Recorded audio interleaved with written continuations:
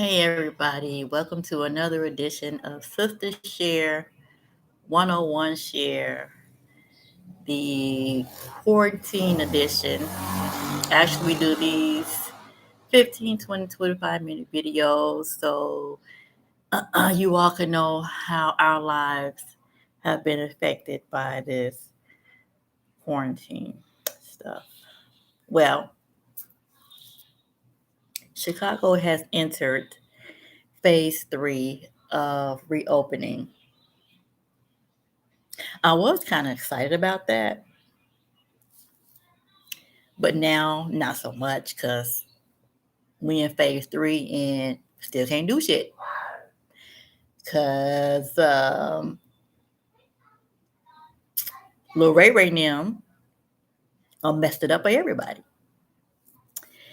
Now, like I said before in my previous video, that I understand the frustration and the hostility and the anger and the feeling oppressed. I get it. I understand it.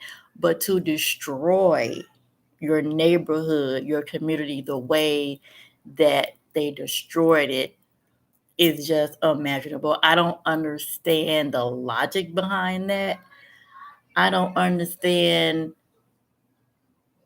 what did you get out of it? Because now, because this is my whole take on it. The individuals that did this, the individuals, the all gang of people, whatever,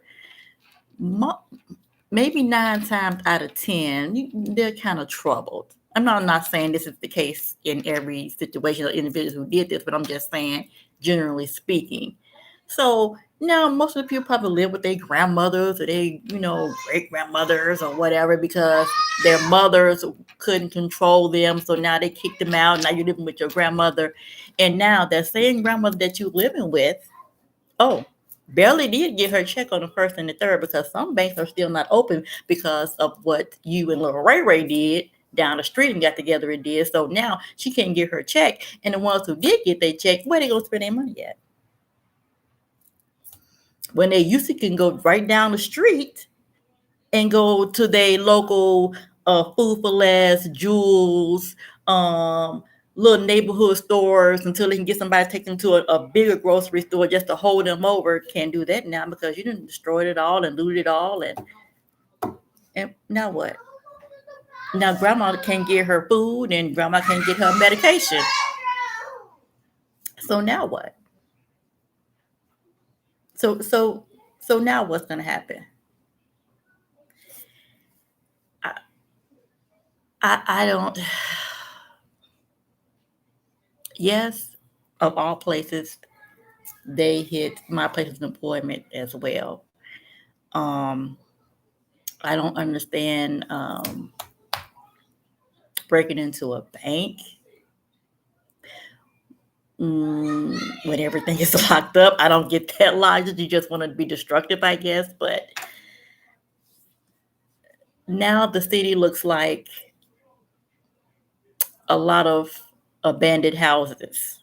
That's what these businesses look like. The abandoned houses that be in the neighborhood, they got the X's on it because they're going to be condemned. Now that's what the neighborhood looks like. All you see is board up everywhere.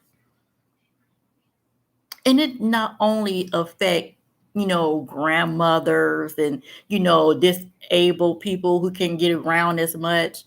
It affect people like me, that's a single mother, that's providing for her family and depended on these local stores that was in the neighborhood. So I wouldn't have to spend tons of gas money going outside of my neighborhood. Now that I'm going to have to do that because there's nothing in the neighborhood that I can go and, get groceries for a week for my kids who have been home since school has been out and are homeschooling now. And now I got to go all the way out of my way outside of my neighborhood to get essentials that we were just so begging on when quarantine was going on. What kind of sense do that make? None whatsoever. I am on the borderline, I won't say of depression, but it's just unbelievable. And some neighborhoods they're not allowing you to go into at all. They're on the ready to strike blows to shoot you down if you step foot across their border into their neighborhood. It has gotten that bad. So now you're really confined in your little four walls. You thought being in the house you was confined. Now you're really confined. So what's the next step? Since you've destroyed everything in your neighborhood, you have no place to go to get your resources. Now what you going to do? You're going to start breaking into houses now? Is that your next step? Since you don't have any place to go, you can't go downtown. No, you on curfew now. There's nothing in your neighborhood you can go to get your food and your medicines and all of that. You can't do any of that. So I guess the next step is for you to start bringing in people houses to get what you need. And God forbid you do that because some people gonna have something in there waiting for you. I'm one of them. So I'm not. I'm angry. I'm disgusted. It's like I'm just at a loss for words at this point about this whole situation. It's terrible. It's ridiculous and it's terrible. It just doesn't make any sense. What is the logic? What is the message? You have none. You just a bunch of opportunists who wanted to do this anyway. Now, since this happened, you had a reason to. You had a platform to use to do it in. I just, what really struck me the day that because we were closed on Monday, so the day that we reopened was on a Tuesday. Now everybody know Monday was the first. So grandma couldn't get her check. She couldn't pay any bills. Where you gonna pay them at? Because some of the currency exchanges are not even open. So Tuesday we opened. The first customer I had on Tuesday, the first thing that came out of his mouth was thank you for being here. Thank you for being here. That just made my whole day. It just made my freaking whole day. Thank you for being here. Because he knew what a war zone it was out there. It I just feel for the older citizens whose banks are not open because of a destruction that Lil Ray Nim around the corner caused, because they can't even get their checks now because the banks are closed. So what are they to do for the next week or so? They were waiting on the first in order so they can get food and their medication. Now they can't do that. So now what? That's It's unbelievable. And some of the people that I saw doing all the looting was old as me. And y'all know how old I am. Come on. And we wonder why our youth are going astray the way they are. Because we got the adults acting just as bad. It was just very disheartening to see for my own eyes what I witnessed on Sunday. And even worse to see the aftermath afterwards. Unbelievable. I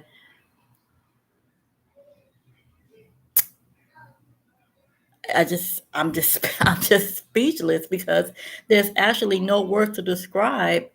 I am really actually afraid to go and really look and survey the damage on my own just to see, because I think it would probably bring tears to my eyes.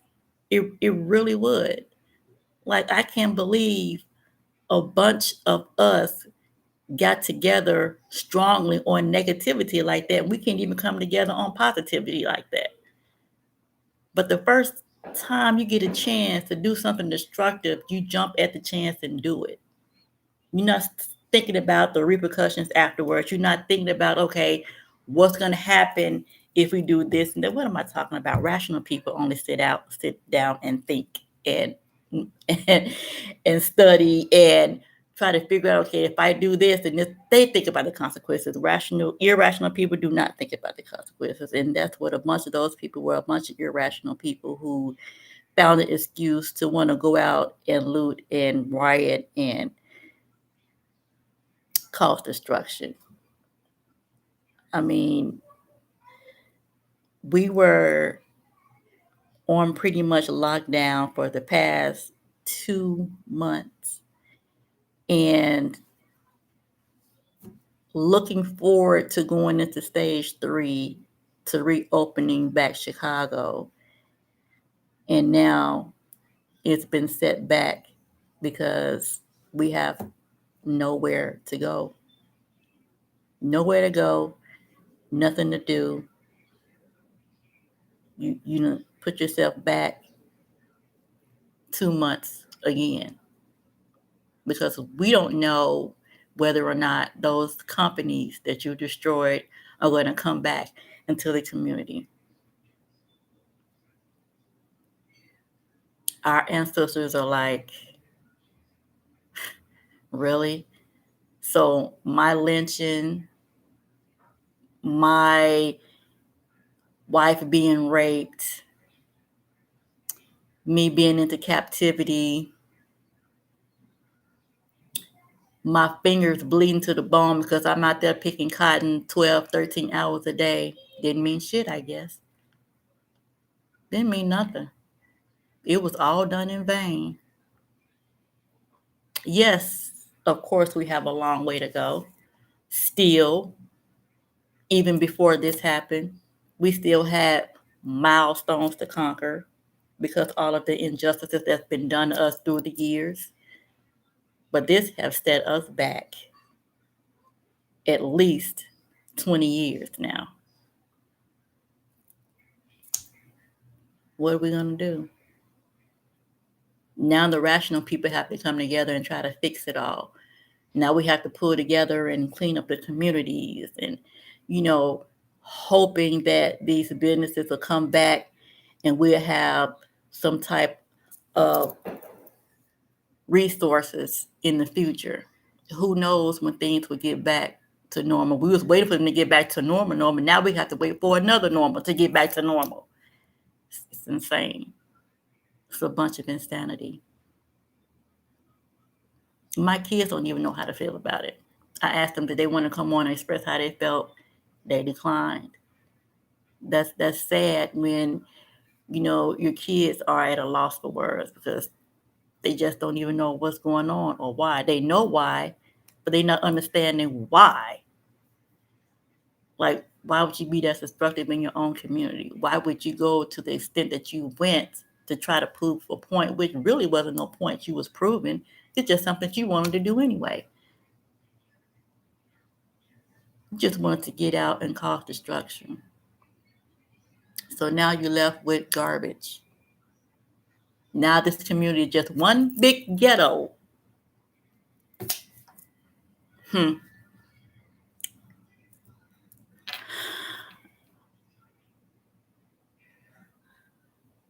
My daughter was like, Mom, why don't y'all just move down here? None of that's going on down here in Alabama. They're having peaceful protests. They're not doing all of that. You should just, y'all should just come on and just move down here. I gave it some thoughts because I don't know what kind of future my kids are going to have up here after this. I have a son I have to think about. A son that's now 13 years old.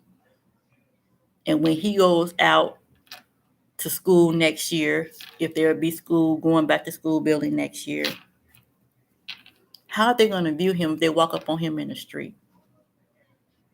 He walking down the street going home or to the bus stop or whatever.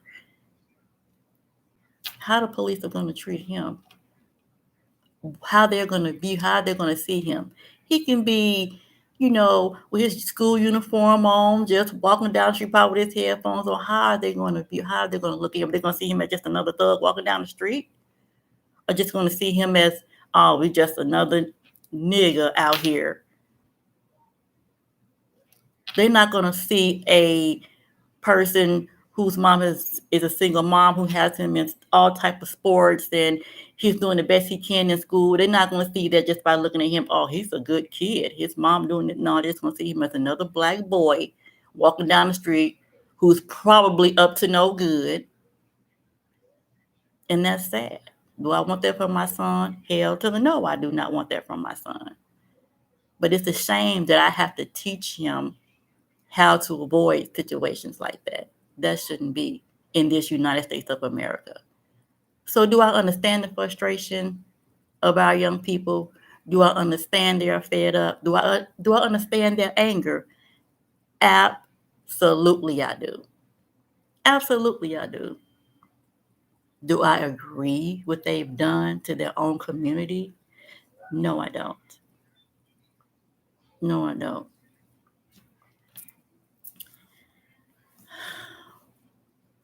What do we do going forward? How do we fix it? How do we get through to those whose hearts are so hard now because of all the things they've seen in their young lives and they haven't even lived half of their lives yet? How do we get through to them? How do we say, oh, things are going to get better and they just keep seeing things get worse every day? Oh, things are going to be all right. Pray about it. Well, hey, that might help you psychologically get through things, but you have to have action in behind it. So what do we do with our youth people? Do we just throw them away and say, forget about them? They no good for us anyway. What's the solution?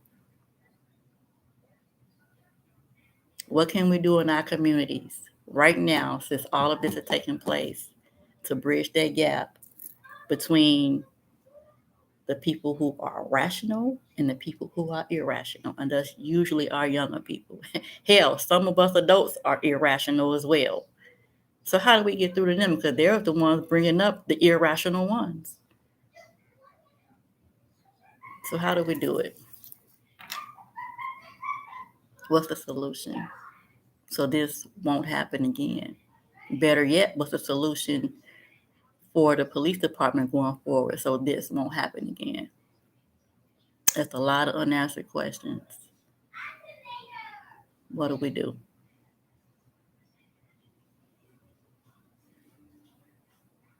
I hope everybody is being safe. Even though we went into stage 3, I hope you're still taking your precautions and washing your hands and sanitizing and still practicing your social distancing. This has been a very heavy week, and it's only Wednesday. The weekend was devastating. I felt like I was back during the times when the march on Washington. That's what it felt like. It was so chaotic Sunday. Unbelievable. The images I saw, the things I witnessed with my own eyes. It was like I was in some type of Steven Spielberg movie. I just couldn't believe it. Like, okay, the camera's going to come out in a minute now, and this is just all staged, right? No, it was real shit going on. So, people, as rational people, we have to put our heads together, even if it's just something you can do small in your community. At least that's a step for moving forward. And I'm going to do the same. Even if you can't create one yourself, go out and join one. Go out and join an organization that's about improving the community. We need that. So until then, people, be safe. Enjoy your families. Until next time, peace.